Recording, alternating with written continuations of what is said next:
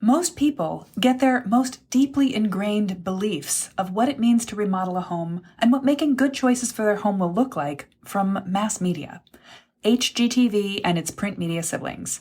And most of that advice is just dead wrong for mid-century homeowners like you and like me.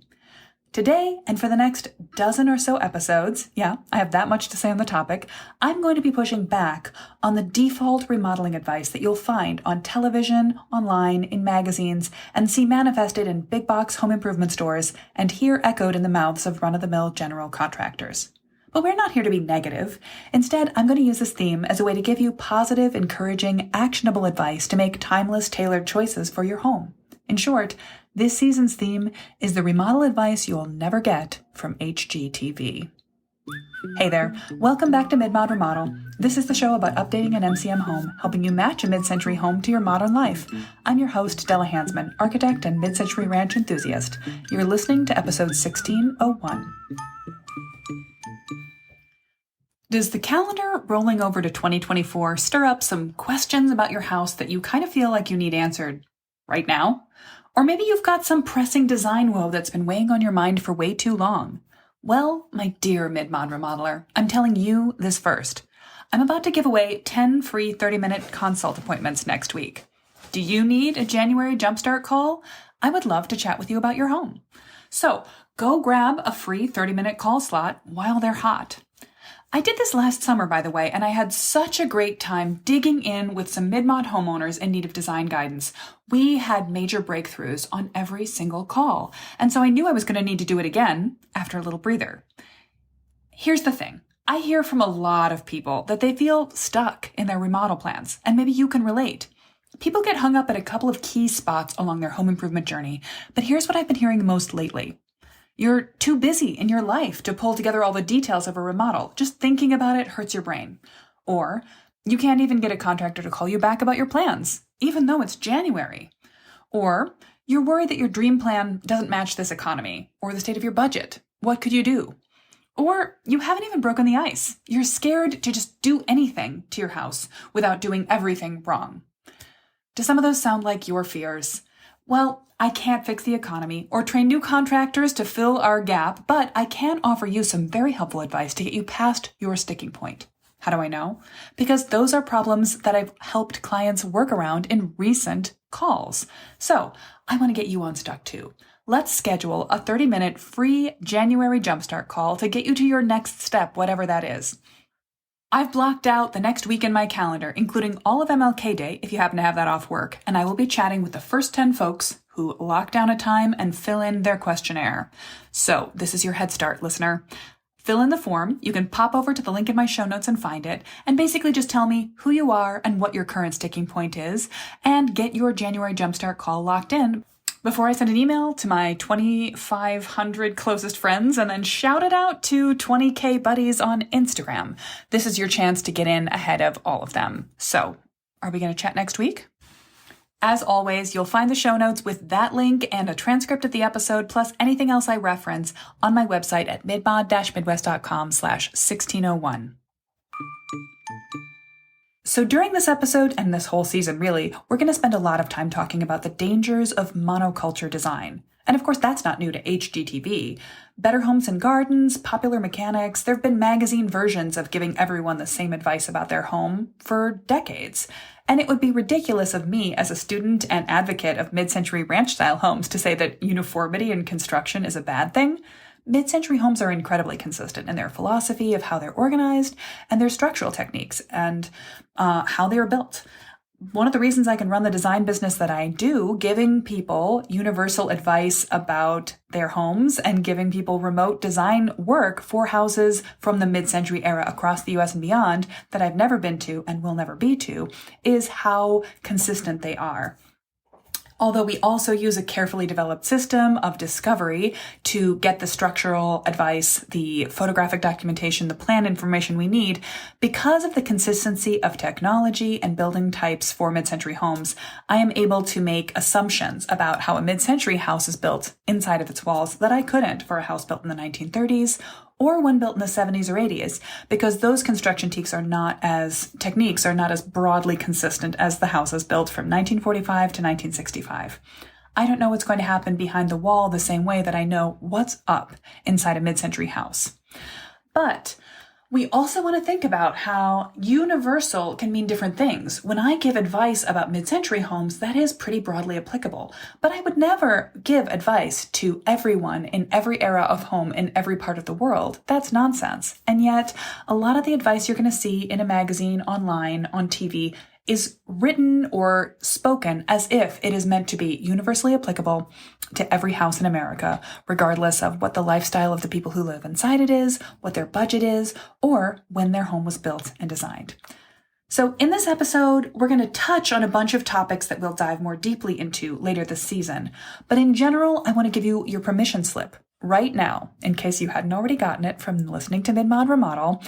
This is how you have the ability to push back on that monoculture idea of if everybody's doing farmhouse, you have to make farmhouse choices for your kitchen remodel done in 2024. You do not. We want to think about why. What are the not secret reasons? I don't want to treat this like a conspiracy, but if you think about it, ask yourself this question. Who is telling me this, and why do they want me to believe it?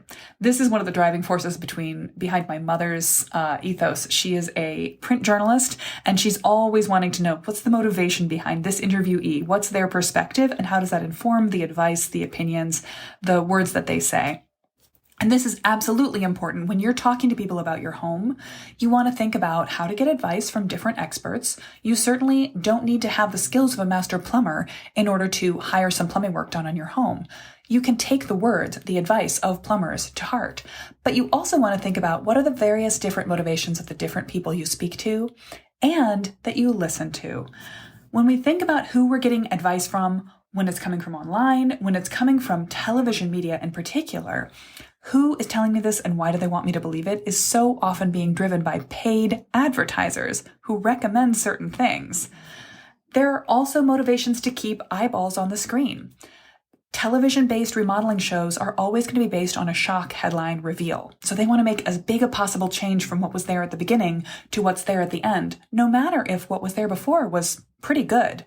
They also want to stir up drama, conflict between spouses, or between the contractor and the owner and the designer, or the designer and the contractor. These all make for good TV, but they're not what you want in your life, nor are they even realistically necessary. You don't need to have conflict on a building site, and my goal as a designer is always to find a compromise solution that will please everyone quite a bit. It's no secret that many residential architects feel that we ought to have a little bit of marriage therapy training as part of our design experience, but the reality is that a lot of problems can actually be solved by finding the design commonalities, and that's true between spouses and also between the warring conflicts of what's the budget going to be and also how is it going to look. But for television, the contrast is always going to be the most important thing. This has a negative effect for you. It might end up making your remodel way more expensive than it needs to be because they're never going to take the if it ain't broke, don't fix it philosophy.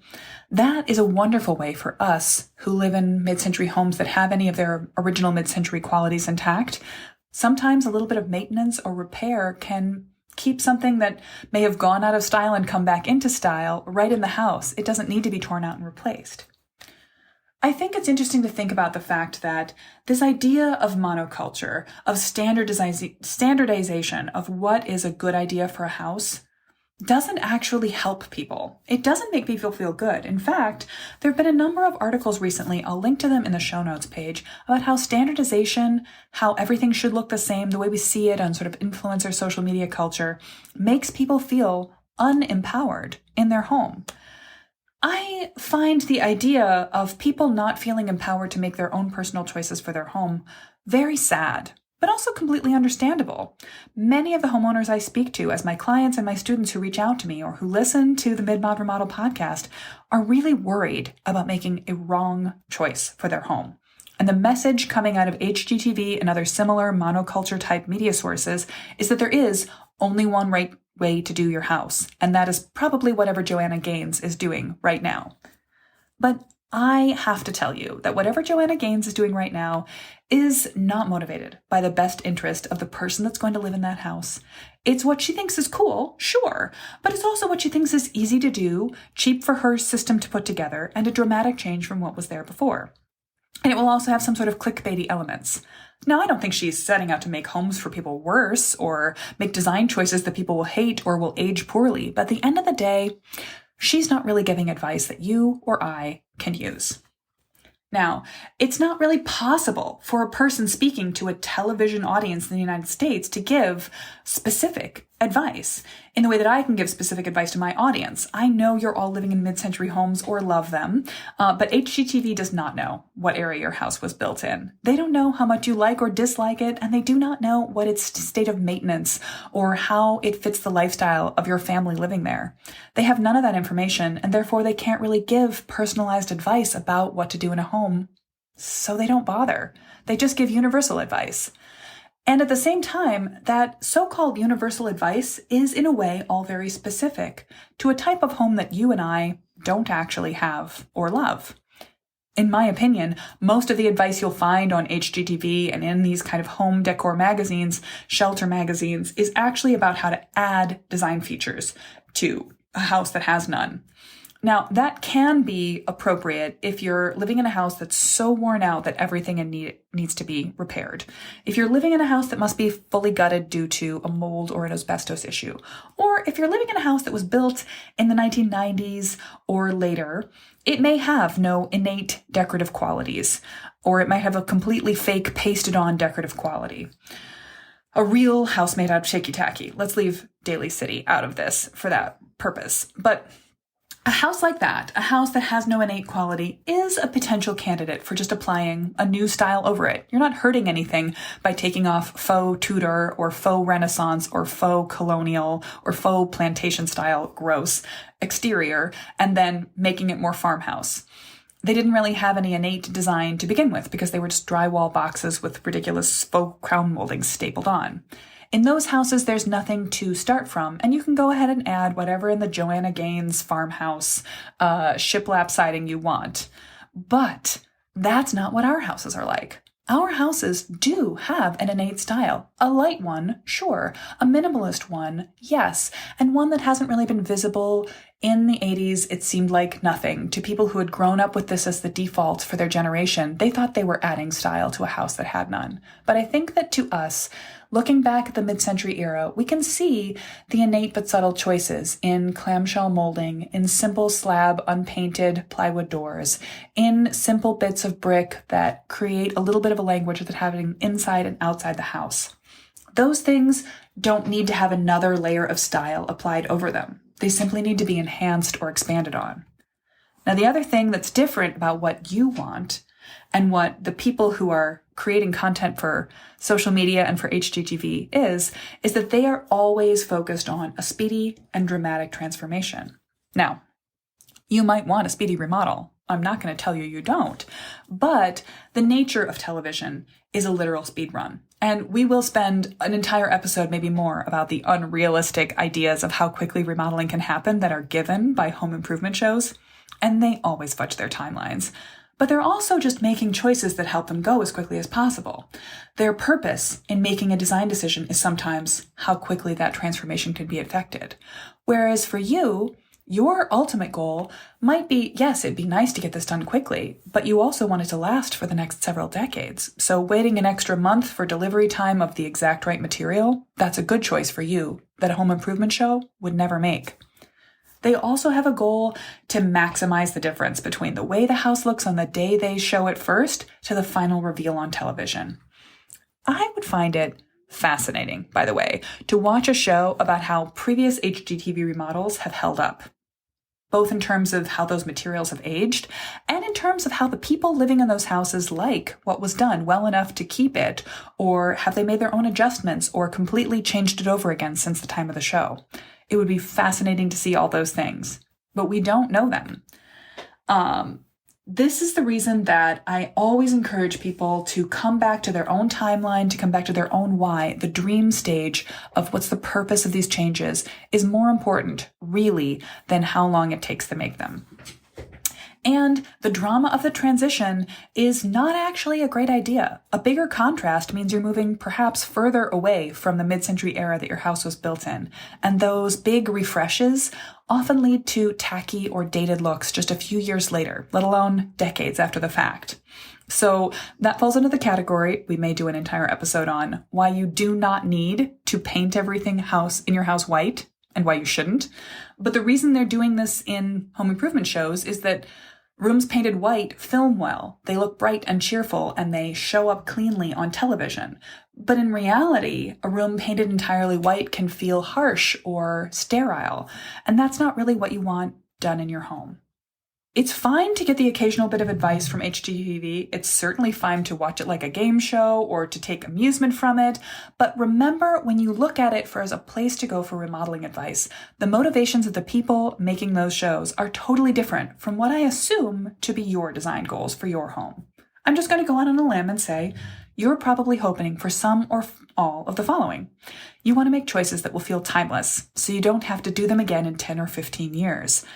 You want to make sure that your house fits your family, both right now and really suits the way you want to live, and has the flexibility to grow and adapt to your changing life stages as you grow up with your family or start a family you don't have right now, as your kids grow up and leave the home and you age in place. Or, as I had a conversation with another client recently, you slip and break your foot and need some reasonable disability accommodations in the house right now.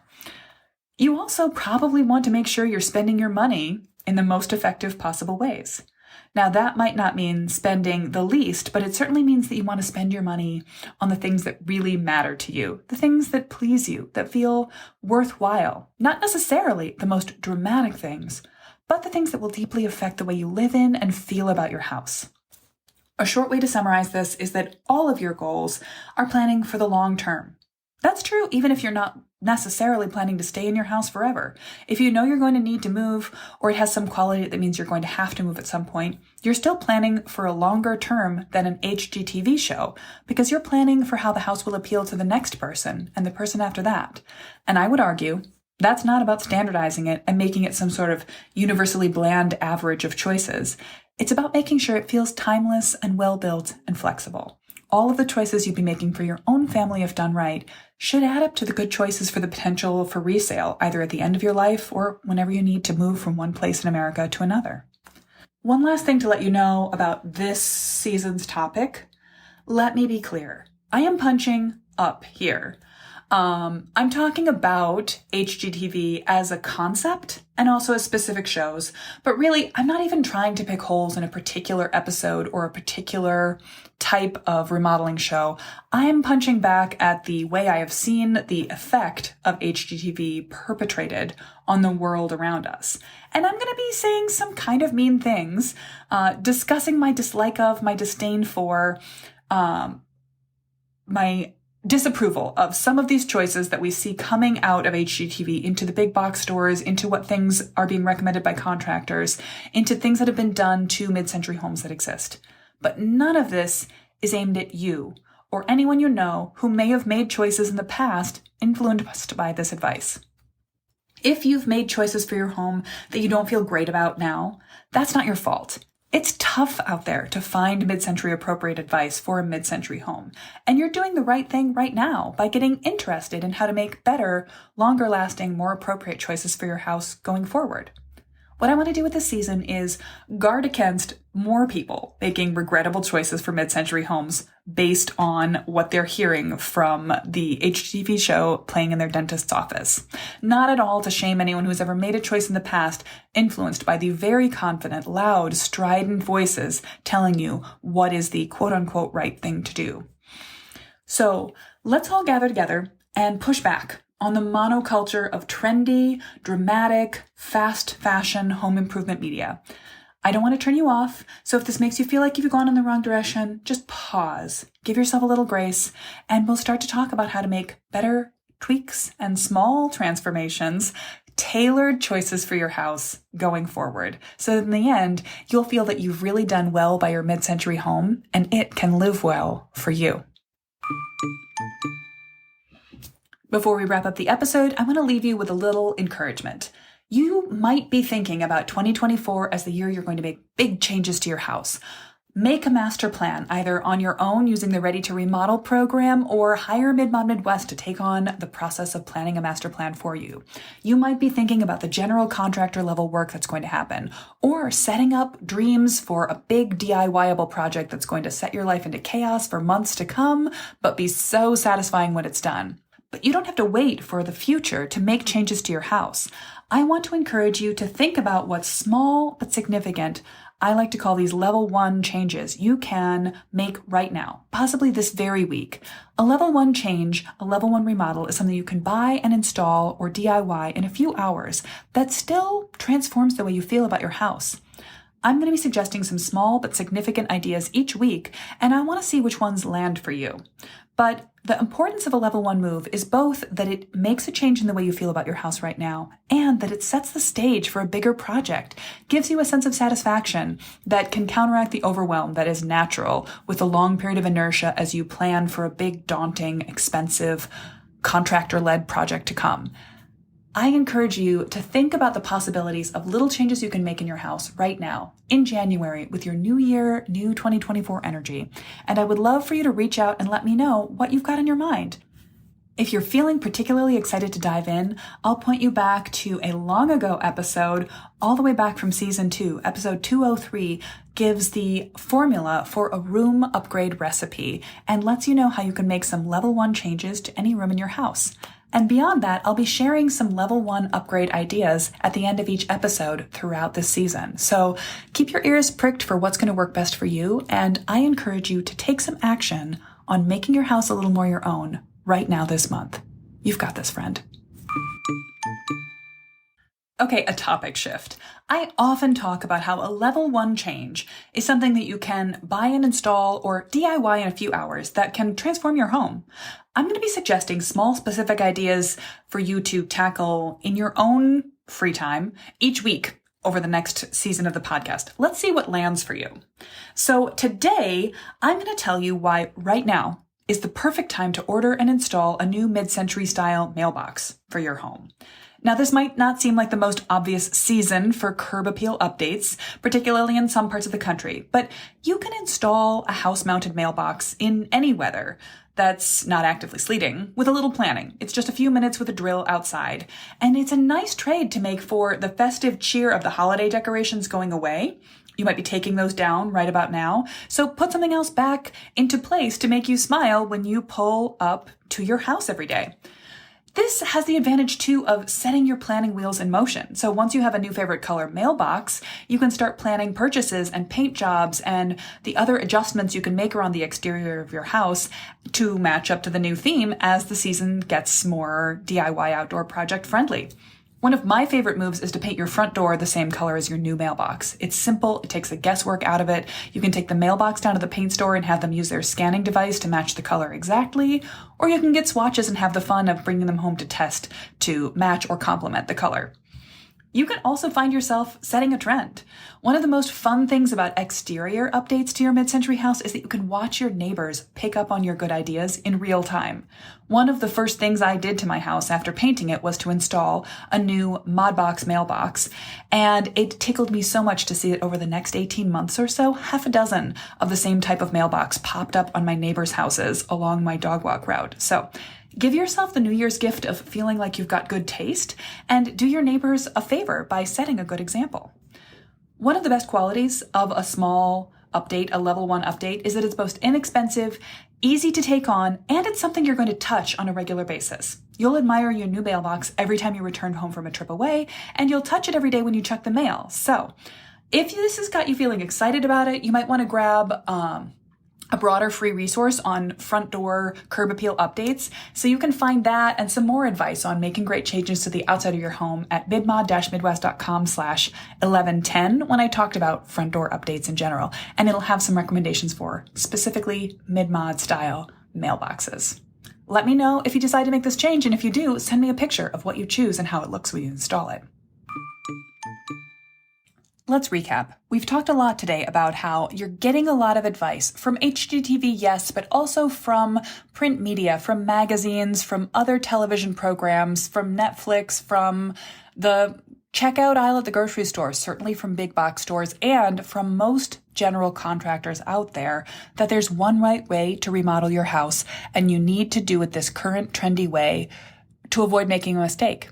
And I will argue the opposite is true. Following the current trend is a mistake for a mid-century house. You're looking to make choices that are, sure, tailored to your preferences, yes, perhaps different from what's there right now, but are going to have more timeless staying power than what's currently trendy right now. We've all seen it. You walk into a house that was remodeled 10 years ago or 15 years ago or in the 1980s, and the date of the remodel is instantly apparent. That's not what you want to spend your remodeling dollars or time or energy or drywall dust on right now. Something that someone 10 years from now will know exactly when it was done and kind of judge it for its build date. So I want you to think about who is telling me this and why do they want me to believe it. Push back on the TV-based culture of generated conflict, drama, compressed timelines, decision based on timing, and decisions based on how dramatic the before-after look is, rather than how perfectly tailored the house update is to the people who are going to live there. This is your permission slip, if you needed it, to make choices for your house that match your life and your preferences. And I hope you'll continue to listen as we go through this season and dig a little deeper into SpawnCon culture and the pressure to make dramatic transformations, the idea of refreshing as opposed to tweaking, the whole idea that we need to transform our home in a remodel rather than make it ever more right, ever more what we really wanted it to be, and to play into the things that drew us to our mid-century homes in the first place. That's pretty much it for today, but we'll be back next week to talk about ads and sponsored content in our HGTV and other monoculture presenting information, why we all feel we need stainless steel, why everyone is, quote unquote, cooking with gas now, and more. So stay tuned through the rest of this season as we talk about how to make personalized choices for homes, and I can't wait to hear what you've tried and what you will try in our new segments on suggesting how to make quick changes right now and how to feel confident as you go through your remodeling process. As always, you can find links to everything we've mentioned in the show and also the transcript of the episode at our show notes page at midmod-midwest.com/1601. That's all for now, Midmod Remodelers. Catch you next week.